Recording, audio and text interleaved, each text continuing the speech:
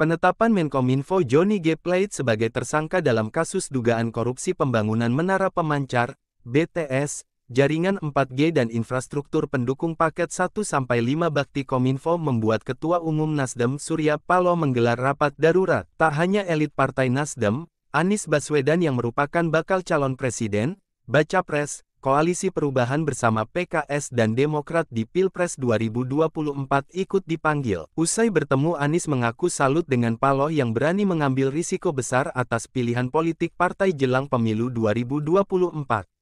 Anies juga mengatakan Tuhan akan berpihak pada kebenaran atas cobaan besar yang dialami Nasdem. Sementara itu, Surya Paloh mengaku penetapan Plate berpengaruh pada pencapresan Anies. Paloh juga menyinggung hukum alam jika benar penetapan tersangka terhadap Plate ini tidak terlepas dari intervensi politik dan kekuasaan. Kendati demikian, Paloh mengaku tak akan lagi menyodorkan nama pengganti Plate di kabinet Presiden Joko Widodo. Ia juga menantang Kejagung Periksa Nasdem atas kasus Plate. Sebelum Plate jadi tersangka dan ditahan, Paloh sudah pernah menyinggung bahwa secara normatif, partainya sudah tidak dibutuhkan oleh Jokowi dalam koalisi pendukung pemerintahan.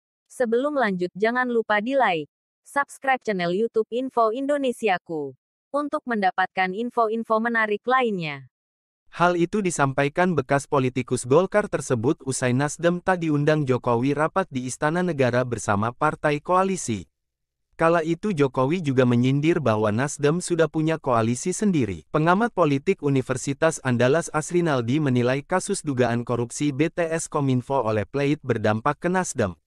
Ia menilai Nasdem tengah berada di posisi yang pas. Nasdem, jelas dia, bakal menerima jika kadernya di-reshuffle namun juga enggan mengundurkan diri.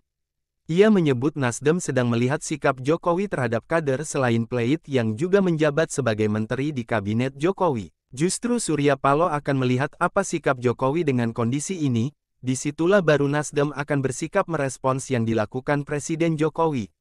Melihat kondisi ini posisi Nasdem memang sudah lemah.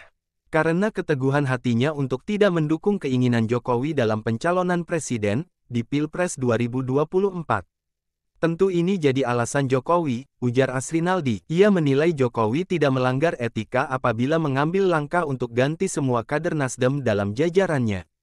Asrinaldi menyebut bisa jadi Jokowi menganggap Nasdem tidak lagi berkomitmen dengan kesepakatan yang dibangun. Hal itu, jelas dia, sudah terlihat ketika Jokowi tidak mengundang Nasdem dalam pertemuan partai koalisi di Istana. Atas dasar itu, Asrinaldi menyebut Nasdem lebih baik keluar dari jajaran parpol koalisi pemerintahan. Pilihannya, Nasdem, mestinya keluar dari pemerintahan sambil menunjukkan sikap politiknya kepada Jokowi. Itu lebih terhormat dan gentleman, jelas terpisah. Pengamat politik sekaligus Direktur Eksekutif Aljabar Strategis Arifki Caniago mengatakan sosok yang bakal menjadi pengganti Johnny Plate di kabinet Jokowi menjadi penting untuk diperhatikan karena dapat menjadi kode soal nasib Nasdem.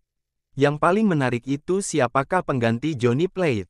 Ketika pengganti Johnny Plate masih kader Nasdem, artinya Nasdem masih dianggap oleh pemerintahan Jokowi. Dan ketika penggantinya di luar Nasdem, berarti ini secara gak langsung cara Nasdem dikeluarkan dan dikucilkan sebagai bagian dari kabinet, kata Arifki. Selain itu, Arifki melihat secara politik, dukungan Nasdem kepada Anies Baswedan juga berdampak pada konstelasi dan posisi Nasdem di kabinet Jokowi. Ia menyebut dengan adanya kasus dugaan korupsi BTS yang menyeret Johnny Plate ini secara tidak langsung memudahkan Jokowi untuk mengeluarkan kader Nasdem dari sebab, secara tidak langsung Jokowi punya kepentingan dengan penerusnya di pemilu 2024. Arifki mengatakan skema yang dibuat oleh Nasdem itu berseberangan dengan keinginan Jokowi karena Anies mengidentikan dirinya oposisi atau antitesis Jokowi. Arifki menilai semakin kencang kritik yang dilayangkan Nasdem dan Anies, maka secara tidak langsung akan membuat Jokowi tidak nyaman.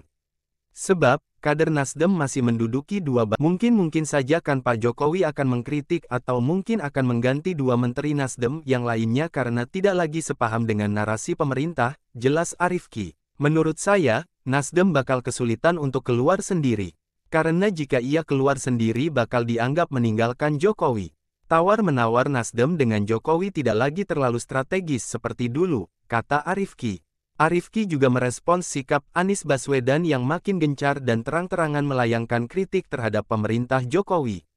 Menurut Arifki, secara tidak langsung, Nasdem bisa jadi membaca bahwa dirinya akan dikeluarkan dari kabinet Jokowi. Arifki menilai Anies tidak memiliki pilihan lain, kecuali mengkritik pemerintah dengan menggunakan narasi oposisi, untuk menggaet suara pemilih di Pilpres 2024 mendatang. Makanya pandangan-pandangan frontal terhadap pemerintahan Jokowi adalah cara bagi Anies untuk membangun batas atau garis bahwa dia bukan bagiannya Jokowi, jelas Arifki. Pengamat komunikasi politik Universitas Esa Unggul M. Jamiluddin Ritonga menilai kasus Pleit akan membuat Menteri Nasdem yang lain menjadi tidak nyaman dalam menjalankan tugasnya. Surya Paloh seyogyanya sensitif melihat itu daripada menteri-menterinya bekerja tidak nyaman dan itu bisa jadi dibuat sengaja tidak nyaman, kan lebih baik didahului dengan menarik para menterinya. Itu akan membuat harga diri Nasdem lebih tinggi dan menunjukkan bahwa Nasdem itu tidak sekadar menempatkan menteri-menterinya untuk mendapatkan kekuasaan. Tetapi niat awal mereka adalah untuk membantu Jokowi agar periode Jokowi itu sukses. Di sisi lain menurut Jamiluddin, Jokowi terlihat sulit menendang kader Nasdem dari kabinet lantaran jasa Nasdem cukup besar dalam pemenangannya dulu. Ia menyebut ada dua kemungkinan yang bakal dilakukan Jokowi, yakni menunggu kasus seperti yang terjadi pada Johnny Plate atau membuat menteri Nasdem tidak betah. Yang lebih utama saya melihatnya begini, kalau Nasdem tidak segera menarik menterinya dari kabinet, ini kan membuat Nasdem juga akan serba salah saat mengusung Anies. Karena kalau Nasdem tetap ada di koalisi, tentu Nasdem tidak bisa atau tidak leluasa untuk menyatakan sikap-sikap politiknya, jelas Jamiluddin. Nasdem dinilai bakal mendapat keuntungan jika memilih menjadi partai oposisi pemerintah. Nasdem disebut dapat lebih leluasa untuk menetapkan strategi untuk mendongkrak elektabilitas Anies dan mendukung suara dari masyarakat yang berseberangan dengan pemerintah. Jangan lupa di-like, subscribe channel YouTube Info Indonesiaku untuk mendapatkan info-info menarik lainnya.